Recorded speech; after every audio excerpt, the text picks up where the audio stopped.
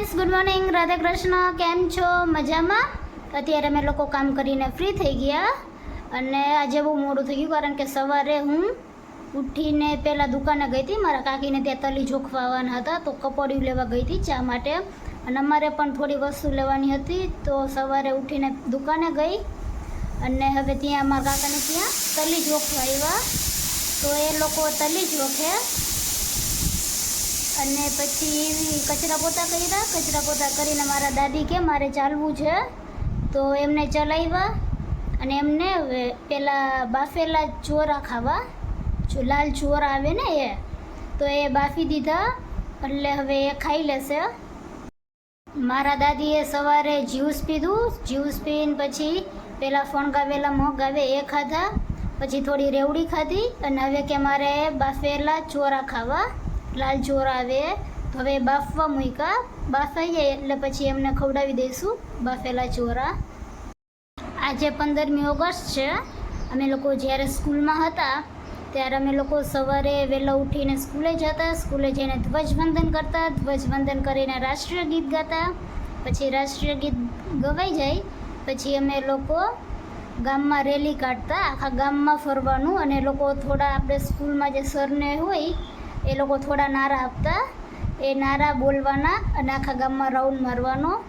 બહુ મજા આવતી ત્યારે અમને લોકોને. અત્યારે અમારે લોકોને જમવાનું બની ગયું અને આજે મારા દાદીને રાજચોરા બાફીને ખાવા હતા તો લાલચોરાનું શાક, રોટલી અને ભાત વઘાર્યા હતા. અને અત્યારે અમે લોકોએ પહેલાં દાદીને જમાડી દીધા અને હવે અમે લોકો જમીશું.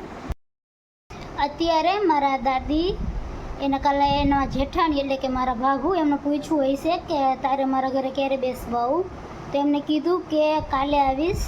તો આજે કે મારે ભાભુને ત્યાં બેસવા જાઉં, તો મેં ભાભુને ત્યાં બેસવા લઈ ગયા અને 5 મિનિટ થઈને તો ભાભુ કહેવા આવ્યા કે હવે એમને ઘરે આવવું છે. તો પાછા મેં ઘરે લઈ આવ્યા. એટલે કે એમને ખાલી ટ્રાય કરી અમારા ઘરેથી મારા ભાભુના ઘરે ચાલીને જવાની. અમે પકડવા પડ્યા હતા પણ એને ટ્રાય કરી, એ સારું કહેવાય કે એને એવું કીધું કે મારે ભાભુના ઘરે ચાલીને બેસવા જાઉં અને ચાલ્યા, એ બહુ સારું છે. અત્યારે મેં મારા દાદાને ત્યાં પણ પોપકોર્ન ફોડ્યા અને અમારા ઘરે પણ પોપકોર્ન ફોડ્યા કારણ કે મારા દાદીને ખાવાની ઈચ્છા થઈ હતી. તો અત્યારે મેં પોપકોર્ન ફોડ્યા અને હવે અમે લોકો પોપકોર્ન પણ ખાઈશું. અત્યારે અમારે લોકોને જમવાનું બની ગયું ને આજે અમે લોકોએ જમવામાં ખાટિયા ઢોકળા અને મારા દાદાને મરચાંનો સંભારો ખાવો હતો, તીખા મરચાંનો, તો એ કર્યો. ખીચડી કરી, રોટલી કરી. તો હવે અમે લોકો પહેલાં જમી લઈએ. અત્યારે અમે લોકો જમીને ફ્રી થઈ ગયા છીએ.